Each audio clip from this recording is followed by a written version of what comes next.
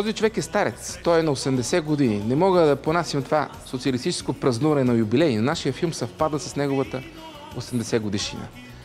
Той човек е поетът на старото време, един от тях. Мъничко противоречив. Писал е песни за Веселин Маринов и е бил много раздаден. Неговите стихове са стиховете на 20 век и на следващия, ако има кой да чете. Разговарях с Евтим Евтимов за свое удоволствие, кой днес иначе ще гледа филм за един стар поет. Но нека има и такива филми, защото това сме ние. И това сме ние. Защо каза, че нямаш глас? Ами изчезна изведнъж. Кога? Преди 4-5 месеца. Усетих, че почвам и да забравям, като говоря, което не е много приятно. Но и това е оправдано. Предполагам, че заради времето, заради годините, все пак... Колко са годините? След една година започвам 80-та. 80-та? Да. Сам ли живееш тук? Не, с жена си живея. Има една кой? Поетеса. Има с кой? Живея и трябва да ти кажа, че съм добре. Аз от жени не съм се оплакал. 3 пъти съм се женил и винаги съм се получил. А що си се отказвал тогава? От какво? Ами едната оставяш, взимаш втора, значи не си получил. Първата е, която ми е родила сина, Венко Евтимов, издател, пописател. Да. Тя е жива. Втората Петя Орданова. Помниш, там лека нощ деца правеше едно време. Не. Тя почина. Третата е жива и здрава. При тебе? При мен е тук. Помагам и гледаме. И аз гледам още. Да. Какво пишеш сега? Ами какво пиша? Да оправям една книга с мемуари, която съм писал някъде преди 20 години. Стихове не съм писал от половин година. Защо? И с други работи се занимавам. Публицистика имам за издаване. Готова. Тя е готова вече, но ще си почека реда. Продължавам да си живея творчески. Като писател гледам си работата, вържа си домашното, което никой не ми го е поставил като цяло. Никой учител не ми е дал такова, да пиша такова домашно. А кой ти го е дал? Историята, Господ? Кой дава домашните в момента на Евтим Евтимов? Аз мисля, че някой, от който е над нас. Отгоре? Отгоре. Да не е партията Тодор Живков, да не е някой политик, да не е. Шегувам се. Знам, че се шегуваше, но политиците дават целенасочени задачи. Гласувай за мен, за тия, гласувай за уния, тия такива, уния, онакива. А то отгоре поставя обикновено човешки задачи, но много сериозни. Истинските задачи. И затова човек, както като се роди, се стреми нагоре. Се стреми нагоре, поглежда повече нагоре. Къде е това нагоре? Какво има нагоре? Нагоре над нас е небето. Над нас е небето. Над нас е Господ. Над нас е природата, ако щеш. Над нас е мечтата. Човек като мечтая, мечтата не я слага в краката си, слага над главата си. Надявам се аз така да получавам от време на време по някоя задача от високото място. И ме питат понякога, какво правиш? Какво правиш? Какво правиш? И аз казвам, не виждаш ли какво правя? Пиша да си стихове, пиша и проза. И живея, разбира се. Кой е най-големия поет? Най-големия поет е самия живот. По-голям поет няма от живота. Той е по-голям. Живота е по-голям и от смъртта. Смея да го подчертая това. Защото съм я виждал и с близки, и с себе си. И затова съм си казал, живота е творчество, живота е всичко. Даже и смъртта не може без живота. Не издържа. Как ще издържи? Все пак живота е сила. Как се учи писане? На това не мога да отговоря, но мога да отговоря. Например, като ученик в гимназията, когато прописвах стихове, Да? често ходих по Войрат, кръжния вестник. Как се казваше окръжния вестник? Пиринско дело се казва. Пиринско дело. Това всички бяха дело, нали? Народно дело, работско дело, всичко. морско дело и пиринско дело. Всички бяха така. Да. Да. Главният редактор, който не беше поет, бивш учител, дали беше чул една приказка или той беше измислил, но тя беше такава: не оставай перото да ръждяса. И аз тая мисъл в една стаечка, варосана, приземна стаечка, една къща, Паянтова, бех написал с въглен на бялата стена: Евтиме, не оставай перото да ръждяса. И до ден днешен, без да се отчитам пред някого, аз спазвам тая мисъл. Следвам тая мисъл. Всеки ден ли пишеш? Не. Значи го оставяш от време на време да почива. Поет и когато почива, работи. Хрумне му нещо. Нещо времето или някой чуж дух духне над мене, да подскаже ми нещо. Това се завъртява в съзнанието. Защото едно стихотворение може да се роди за една минута. Но авторът го носи. Това стихотворение го носи в себе си го носи. Имам случаи, когато някои неща са ми хрумвали преди година, 2-3. Опитал съм се нещо да направя, да го напиша. Да стане. Обаче все не е ставало и понеже поезията винаги има наред с нещо божествено и нещо дяволско. И дяволско, да се казва, неочаквано. Тук виж, баш когато не очакваш, тогава ти дойде и тогава ти написваш стихотворението. Аз съм бил винаги влюбен. Винаги съм бил влюбен. И благодарение на влюбването съм написал цялата си поезия. Не само любовните стихотворения, и други стихотворения. И стихотворения за живота, и гневните стихотворения с любов съм писал. С любов. Ти си обичал много жените, нали? Обичал съм. А може да се похвалиш с много момичета в живота си? Не. Аз съм малко старомоден. Не изневеряваш? Малко старомоден.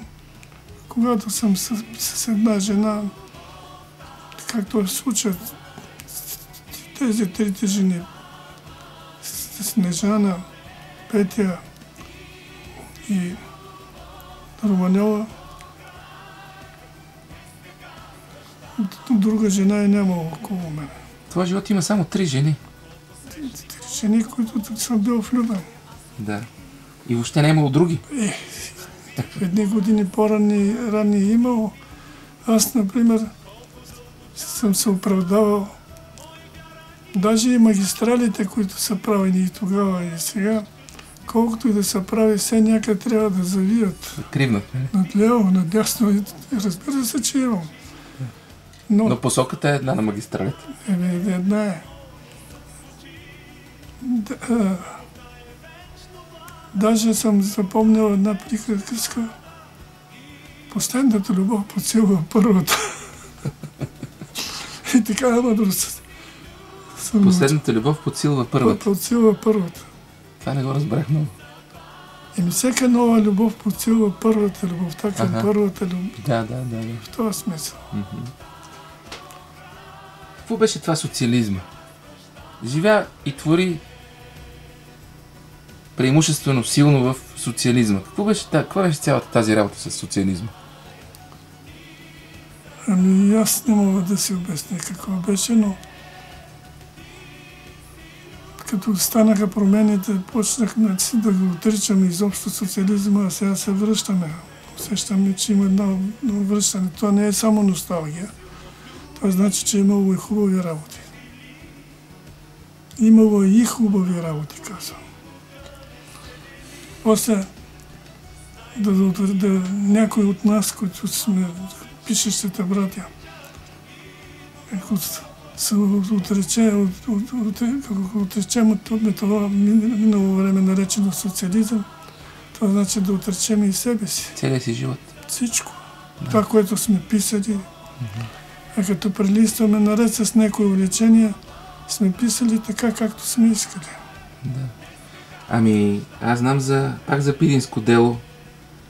Казва, че си писал както искаш, но някой път махат два твои реда и слагат други думи. Разкажи ми тази история. Това е първото ми стихотворение. То се казва Пиринска земя.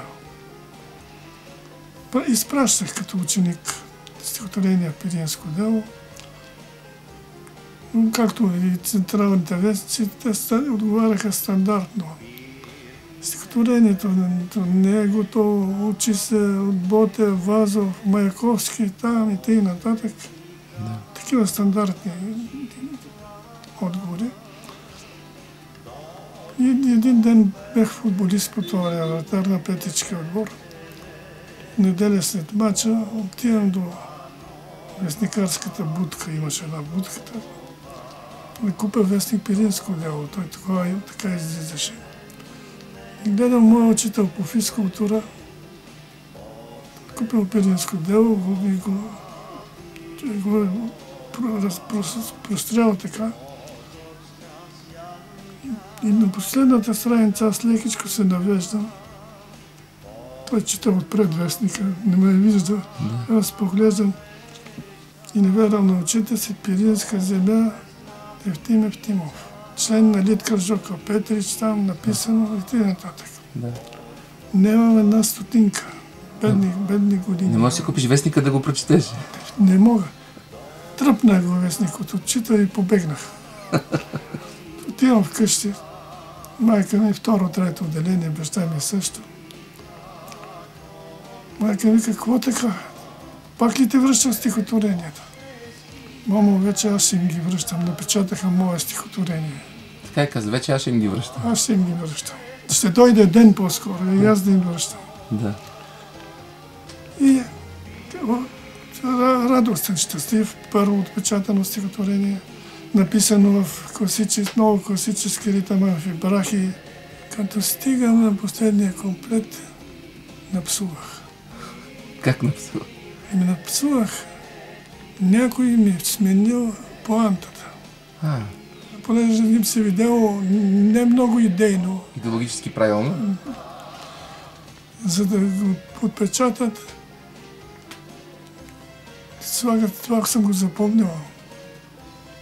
БКП начало с Волко Червенков ни води към нови героични трудови дела. На фона на твоите възхищение към Пиринската земя. Ужас. Не мога да се разбера. По-късно разбрах, че в вестниците и в окръжните е имало цензори, щатни цензори, не писатели. И в моя случай една жена била от МВР там, служителка. Видяло и се на нея не много идейно. Траст от някой доклад вземава два реда си руд, няма никаква поезия. Да. И го усъкътява. Убива го направо стихотворение. Ако ми случи на мен, аз ще да спра да пиша. Ще да им се обидя на тези хора и да разбера, че няма смисъл да се пише. Но като разбрах, че от МВР служител, цензор е имало жена, напротив, към аз си ви докажа. Вътрешно се заканих. Как ще им докажеш? Те винаги ще ти слагат думи в устата, че се възхищаваш на Червенков. Или на БКП, или на... Така. Това обаче тогава да го приемем, че те са били ученически... Ти си много личен. Ти си един от малкото поети на България, които са много лични. Става дума за тези нежни неща, които по принцип не се споделят. И социализма не ги споделяше, и патриархалността на българите също не ги споделят. Става дума за любов, за нежност, за гърди даже. Дори става дума за гърди в твоите стихотворения. Ужас. Къде е как се роди тая любовна теза? Откъде дойде любовта вътре в стиха ти? Ти си бил ученик, сигурно, пак така. Аз, без да съм суеверен, Аз прописах заради любов. Кой беше влюбен? Заради любов прописах. Кого? В 9-ти клас, това е 50-та година някъде, на миналия век. Аз 9-ти клас забелязах едно момиче, 8-ми клас, хубаво, едно русо, така. Нещо ми стана. Да. Развълнува се? Развълнува се, обърнах внимание на момиче вече. Да. Иначе си бях танцувал с някои момичета, но нещо по-друго по-друго състояние, настроение имах вече. Да. Седнах и написах едно писъмце на това момиче. И аз не знаех. Ами това са стихове, вика. Значи момичето знаело за стихове. Това са стихове, вика. Що ми е изпратил тия стихове? А ти не си знал, че пишеш стихове? Аз писмо съм писал. Ти си писал просто какво ти е на сърце. И оттам нататък на движението на Стъргалото излизах всяка вечер да я видя. Запалах цигара да видя какъв съм мъжествен. А кръпките тук висят като такива счупени огледала. И вратар станах на петички в футболен отбор. Като видях, че тя е дошла на стадиона и си потуших си краката да усети, че съм силен, с очака, хвърлям се. Да. Исках да се докажа. Да. След време минахме вече в други класове. Излязохме от гимназията, завършихме. Аз тогава бях в педагогическото училище. Обаче винаги исках да видя това момиче. Омъжи се. Тя? Омъжи се. Нямаше дори целувка, нямаше. Нищо бе, нищо не казах, но тя беше казала на една нейна приятелка. Вече знаеш едната, бе, той Евтим нещо вика, иска да ми каже, ама нещо не смее. Не посмя, Не посмях. Не посмя. И сега след години, когато ме питат ме на много места, коя е най-голямата любов? Аз даже в някои вестници писах за това.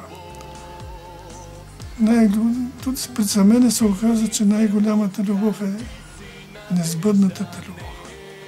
Тая, която човек не е посмел да я смачка, да й се скара, да я обиди. Това не е ли клише? Не е клише. Мога да направя анонсите си към този филм за поета Евтим Евтимов просто и само ако чета от книгите му. Но няма да го направя. Телевизията е гадно нещо. Тя ще опорочи. Тя може да опорочи стиховете на поета. Намерете си ги сами, прочетете ги. Те са лесни за четене. Те са онова, което остана от романтиката на социализма и онази срамежлива любов. Неща, които вече ги няма. Но някой ден пак ще се появят след рекламите.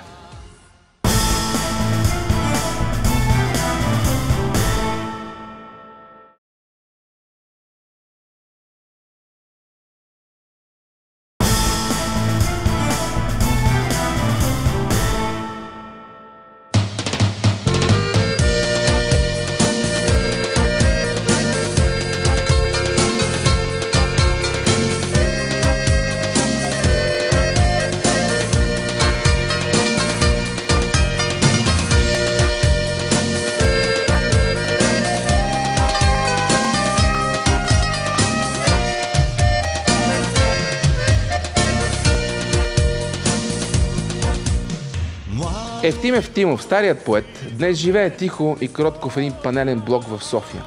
Едно време поетите се деляха на дисиденти и казионни, но вкупом те извън поезията са били и доста цинични и дори тихо похотливи хора.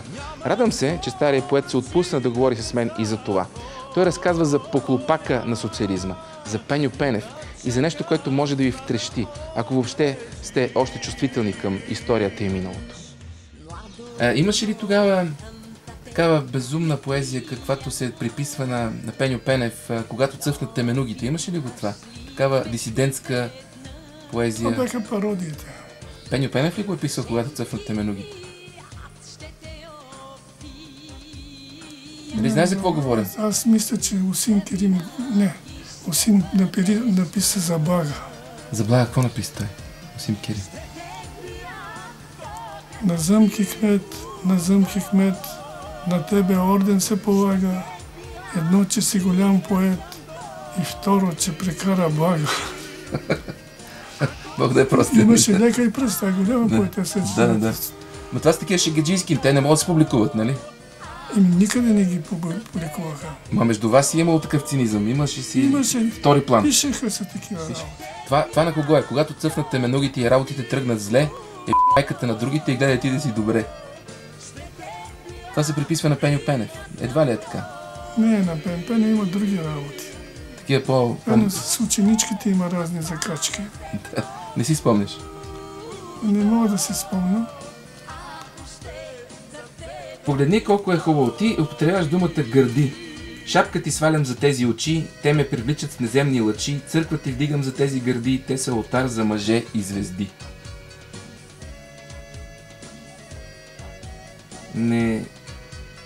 Не си посмял да минеш отвъд думата гърди. Има и други неща при жената. Аз имам вътре и други стихотворения.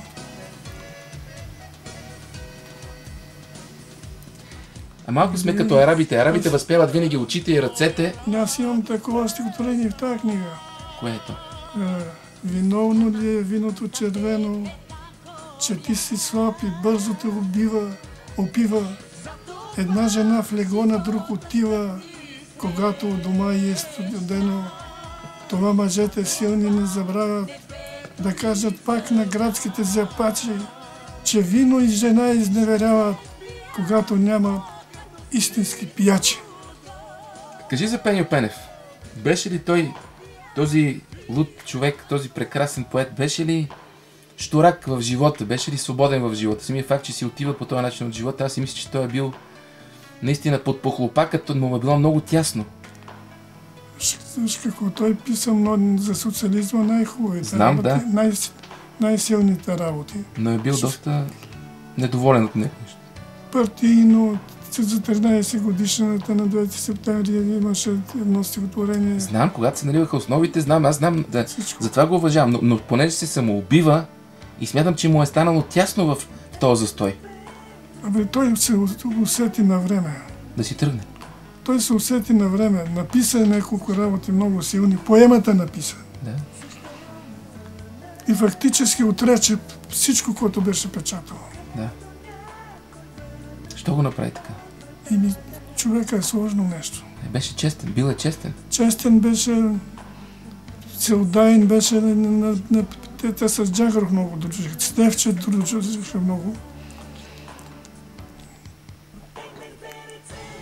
По това лечи, че е голям поет. По кое? Намери сили да се отрече.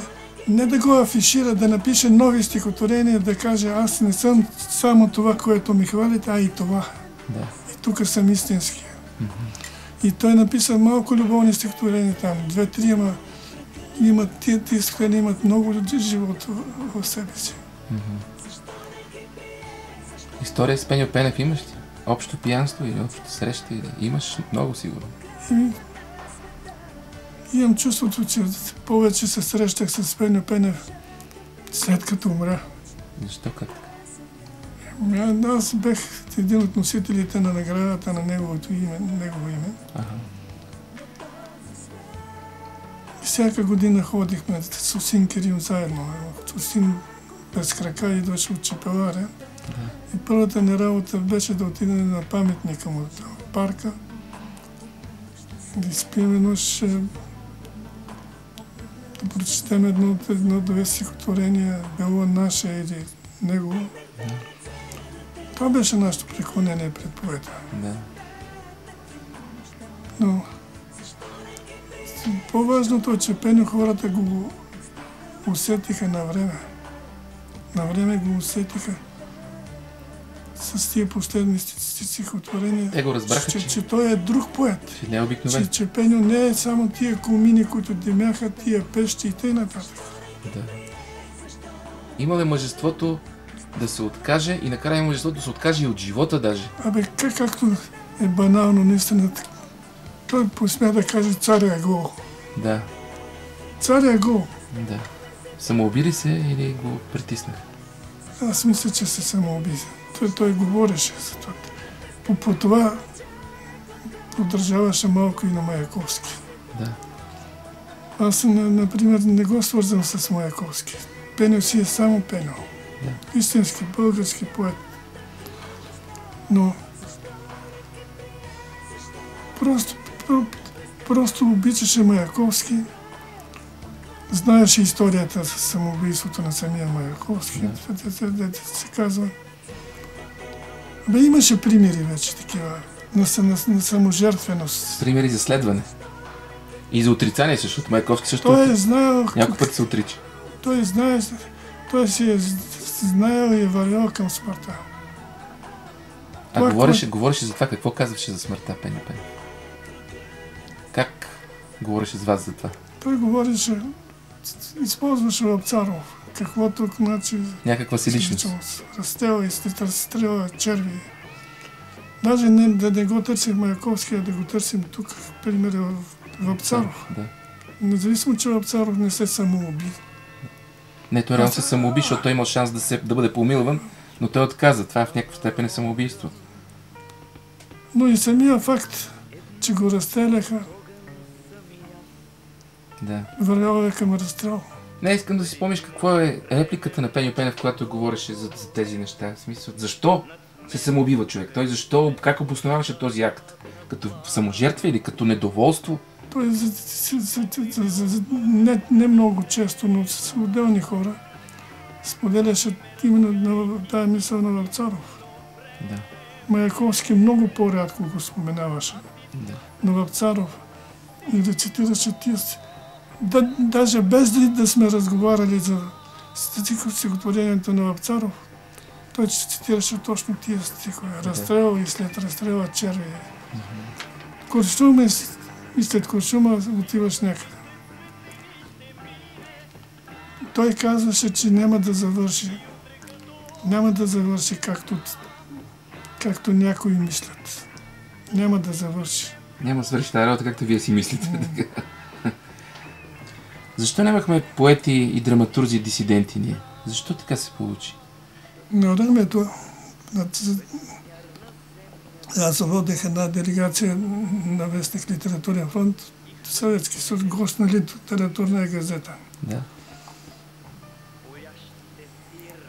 И в Ленинград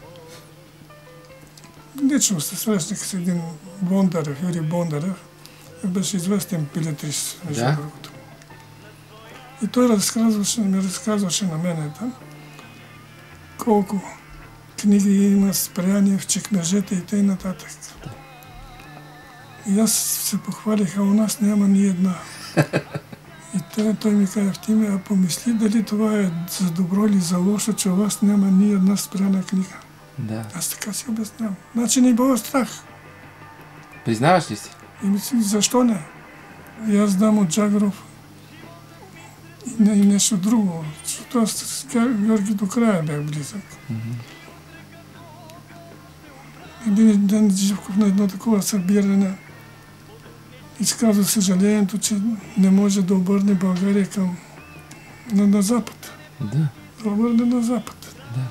Защото Живков се е хвалял от Еспо в Япония. Да, експото в Япония. В Япония. И Джагров му каза от Георги Живков, защо не направите, вика? Младете кормилото. Живков му казал, Георги, къде ме пращаш? Това тук, дето стоеше при нас, Кашев, тук бил там. Генерал Кашев. И отишъл до някъде. Да. И в него отсъствие. Да се свършва разговор. Правят разговора. Това като чуе, ще ме качи на един самолет и ще ме сипе в нозете на Брежнев. Аз един мой дневник съм му писал това. И той и него го е било страх. Питаш, това поет, ти за мене. Да. Защо не сте писали по-смело? Да. Не се някой стоял над нас, Нека страх от някой, който е над нас. Що ми най-високото място от нас, от нашите хора се е страхувало. Всеки се страхува той отгоре, а той не отгоре и той се страхува. Но много малко хора заявиха, че ги е било страх от онова време. По-скоро се правиха на големи смелчаци, а те нищо, наистина нямаха нищо човешко. Нищо такова. Имаше в него отделни публикации. В Литературен фронт аз през това време като главен редактор пусках, препечатвах статии от Съветския съюз, от Литературна газета, от Веганюк. Но се стигна, че започнаха да спират Литературна газета, Там? за да не я ползваме. Да. Защото от високо място бяха казали, това е за Съветския съюз, но това е напомнение и за нас. Да. Имаше и такива приказки. Разбери ме. Бедата е там, че в България нямаше такова движение, дисидентско движение Нямаше, нали? Един, двама, трима там да се обадят. Движение, говорим за организация. Движение нямаше. Да. Всички се появиха след 10 ноември. Станаха дисиденти. Дисиденти, даже някои от тия, които никога не са били дисиденти, станаха по-дисиденти от истински, ако имаше истински дисиденти, да.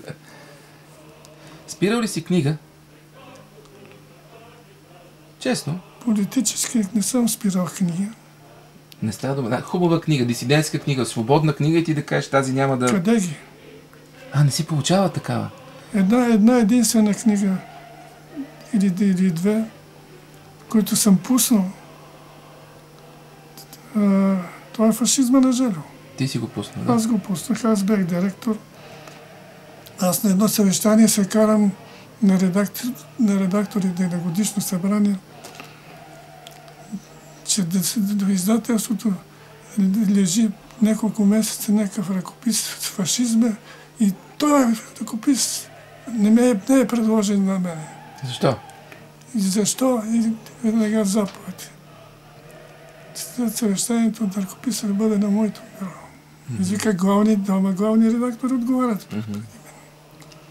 Грък мък. Виж как аз те питам, спирал ли си книга, а ти каза, пускал съм дисидентски книги, значи... Ето това е. Да. Твоята история, Живков. Някой път си го виждал, какво ти е казал, какво впечатление ти е направил. Това, че и той се е страхувал, беше хубава история. Но и още истории има, сигурно. Когато преди да ме освободят от Литературен фронт, Живков ме извика при него. Аз исках, много пъти се мъчех да отида при него, нямаше как. Не допускаха всеки. Знам, че 3-4 писатели по всяко време можеха да звънат. Левчев е един от тях или? Не, Левчев е председател на Съюза. Да. Аз говоря за други писатели. Да. Един ден секретарката ми казва, това Живков ви чака в ЦК в 4 часа. Аз се оплаших този път. Аз питам секретарката, по кой телефон се обади? Не Живков, секретарката му се обади. И ми каза по обикновение, не по питовачката. Викам, от толкова високо място се обаждат, па не се обаждат. По директния? По директния телефон. Усъмних се някой да не си прави майтап. Както Божидар, Бог да го прости, правеше такива майтапи. Кой е Божидар? Божилов. Божидар Божилов. Пускаше разни приказки. Да. И отивам там. Къде се случва това? В ЦК на партията. В кабинета на Живков. ЦК, кабинета на Живков, къде беше тогава? В партийния дом? В партийния дом. Да. И отивам. С лошо предчувствие. Аз на Левче вече съм му казал, че напускам, давам се оставката. Ние се разделихме много приятелски. Си запазихме отношенията. Искам да знаеш това. И секретарката ми казва, влизайте направо. Аз трепера да чукам на вратата. Влизате, казва, тогава Живков ви чака.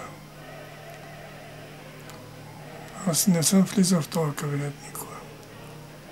Значи не съм искам право да... Много от писателите искаха, повечето искаха да се срещат с него. Някои си решаваха битови въпроси. Да. Влязах вътре. Даже така сложил главата си върху ръцете. Смирен? Не разбрах.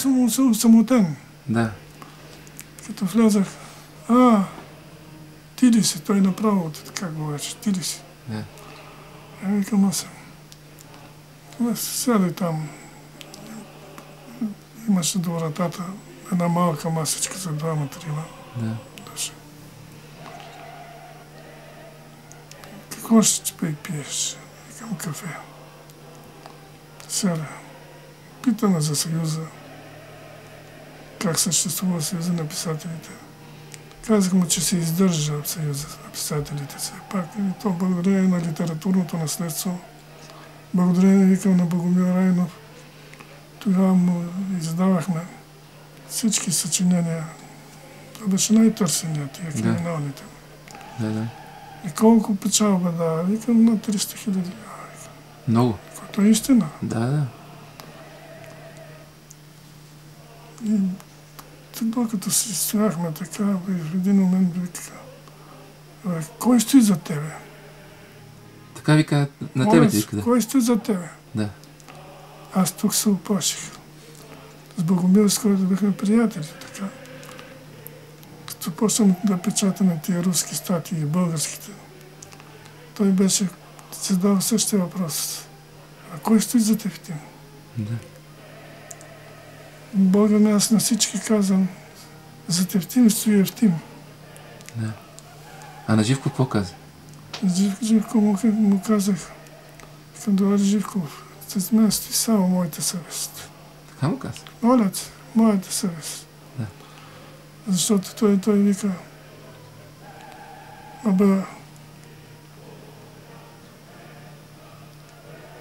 от Съветския съюз, ние без Съветския съюз не можем. Не можем без Съветския съюз. Съветския съюз ни е главната опора. Това, което го говореше на Леонард, ясно. Демек, това беше отговор на моята реплика, че срещу сталинизма също пишеме. Ние с този сталинизъм сме укрепвали народната власт, вика. Да. И сигурно беше искрен. Да.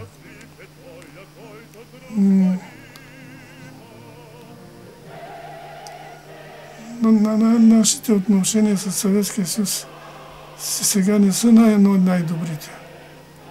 Не са най-добрите. Сега си го спомням. Това казва той? Да. Но ние не бива да забравяме, че Съветския съюз ни е помагал. Пак държаше на тази тема. Какво ти каза той? Като ти му каза само съвестта ми стои зад мене, той как реагира на това? И аз исках да му кажа, че никой не ми нарежда. Който истина, аз сам решавах с 2-3 души още там. Иван Балабанов, луда глава като мене беше така. Димитър Стефанов и той Штуров малко, да се казва.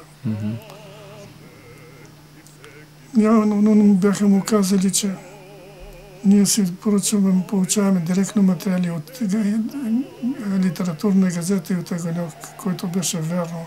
Да. Вика, вярно ли, че си дава, вика, големи хонорари на тия, които е трябвало бърже да преведат статията от литературния газета. Че ги поощряваш, да. Точно за това. Да. И накрая пак за това искам да разбера кой стои. Да. И ти пак какво му казваш? Аз сега казвам, тогава Живков, аз говоря за перестройката и както вие. Знаеш какво? Както вие, нали, писахте, че за перестройката. Да. Усещам от че кипи. Усещам от че кипи. Но той никога не прикипява, нали?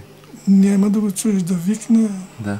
Много нормален разговор. Да. И шега има и друго, на етап има. За този етап се крие нещичко. Да. И каза, престанете с черната боя. Това каза. За черната боя за Съветския съюз. И казва, лично тебе те съветвам да спреш тия материали. Чуваш? Направо ти казва спри ги. Първото беше да спрете тия материали и да спреш с всички. С черната боя. Черната боя. И аз му казвам, другари Живков, ние всички в редакцията мислиме, че сме направили, че сме прави, че информираме нашия народ. Вестника Другари Живков от 12 000 тираж, аз толкова го говорих. Сега излиза на 70 000. А доколкото знам, викам, за настоящата и 9-та година от почтите имало предложение за 120 000 броя абонати. Да, на Литературен фронт. И ти да не смяташ, вика, че този интерес е заради самите статии. А заради кое? И той добави. А заради това, че тия статии, колкото са против Съветския съюз, толкова са и против нас. Така. Та няма да потрепериш малко. Потрепери ли малко? И като почнат да тия обвинения. Да. И какво може да ти направи Живков в този момент? Да обясним на младите какво може да ти направи Живков в една такава ситуация. Те го бяха направили вече. Какво? Уволнили се ти? Бяха ме уволнили. Но това не е толкова страшно. Що трепериш за уволнение? Трепери ли си? Започват обвинение след обвинение. Викам, до там не съм я докарал. Аз съм вярвал и в партия, не го крия. Вярвал съм, искрен съм бил. Вярвал съм дори в някои работи, в които не е било за вярване на нашия живот. И аз, който се мисли за правоверен, дето се казва, как така отведнъж се го каже, черна боя, черен човек. Да. Прекаляваш черната боя. Черната боя най-страшното беше това. Да. Не, най-страшното е спри ги вече тия работи и не ги пусти. Всичко. И аз му казал, той ме посъветва, вика, върни стария вестник. Върни старите рубрики. Не може така да се продължава, вика. Без да вика, без да крещи. Върни стария вестник и се върни на работа. Иначе ще трябва да уволниме. Викам, аз си дадох оставката, така че. Вече, да. И накрая, защото знам, че се интересуваше за историята на Царов и Антон Попов. Да. Една книга бях издал, Сватбата на Антон. Да. Викам, удобно ли, викам, да аз съм ви написал книга, викам така. Да, викам. Да. Но нещо каза, но и спря до ното. Излизам навънка до вече. Дадох му книгата, благодари.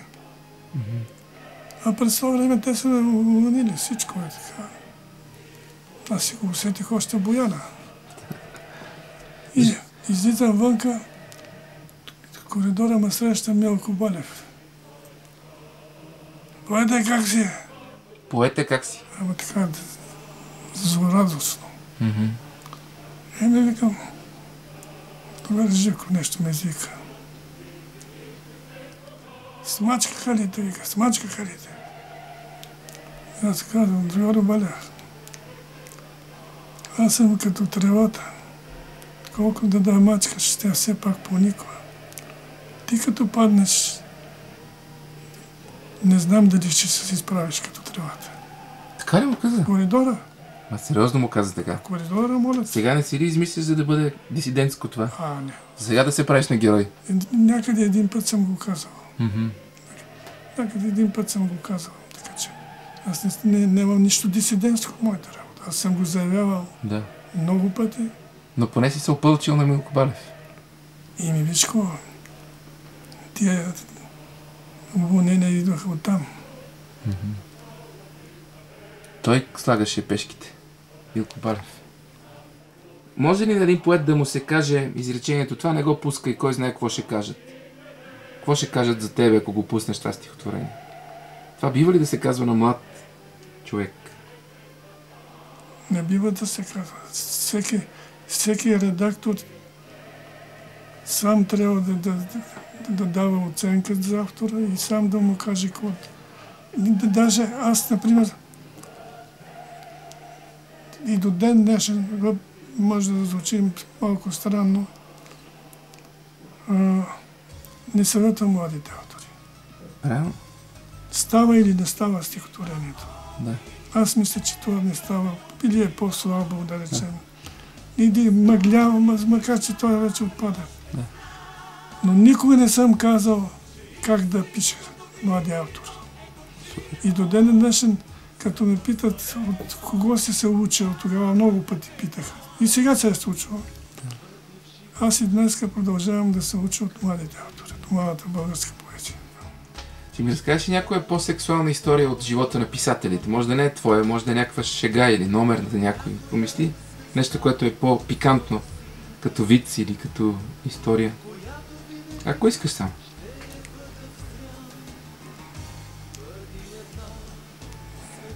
Това е и истина, и виц. Аз в едни години бях заместник на Божидар Божилов, замглав. В Пламък изкарах 10 години. В Пламък, да. Пламък. Да. И Божидар, както всички закачахме, млади, хубави жени. Поетесите. Не само поетесите. Навънка, като излезеш, се разхождаш, Да. видиш нещо хубаво, не можеш да не му обърнеш внимание. И Божидар един ден се връща в редакцията, мрачен,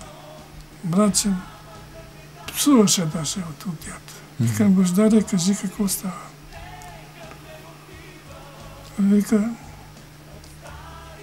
обърнах внимание на една жена, вика, и започнах да вървя след нея. Всеки ден, вика, тя минаваше по една улица, аз я изчаквах. Исках да я спра, тя бягаше от мене. И една вечер вика, какво търсите от мене? Не искам да ви видя с вас. И вика, покани ме вкъщи. Вкъщи ме покани. Жената. Отивам, вика, вкъщи. Сама жената, сама в момента, мъже и командировка бил и нататък. Да. И се разбрахме, че ще стане нещо. Много, докато бе няколко дена тичах по нея, сега отведнъж. Да стане как така? Нелогично. И жената ми каза, отвори ми вратата на спалната. Съблечете се, сега ще дойде. Да. И Божидар вика, и аз като улов. Като улов. Отивам. Кога ще се събличам? Жената вика, събличайте се, вика, няма, всичко макайте. Да. И след малко чувам стъпките на жената, отвори вратата на спалната, аз чисто гол. Хванала за ръцете двете си деца, малки деца. И знаеш какво каза на децата? Деца, ако не си изяждате яденето, ще станете по-слаби от това чичко. Божидар вика, скочи, набързо. И ми разказа тази история. Но тя се разчу с цяла София след това. И по нея се разчу, стана виц. Да. А истински се случай. Истински случай. Страхотен случай, да. Скучна работа. Старите поети и те са били паладници, това е ясно. Но има нещо, което трябва да знаете и да помните от този разговор. През ръцете на поета Евтим Евтимов в битността му на цензор е минала книгата на Желев Желев «Фашизмът». Освен нея, казва стария поет, аз не съм получавал дисидентски книги, които да забраня. Не е имало дори какво да се цензурира. Никой не е пишел, дори не се е опитвал да пише истината или нещо срещу режима. Това трябва да се запомни. И да е отговор, когато днес се питаме защо сме на това дередже. Отговорът е, защото тогава сме пили от страхливото мляко и днес го пием. Иначе, нека старият поет Евтим Евтимов да е жив и здрав. Нека Господ го обича още. Поетите не могат да имат грехове.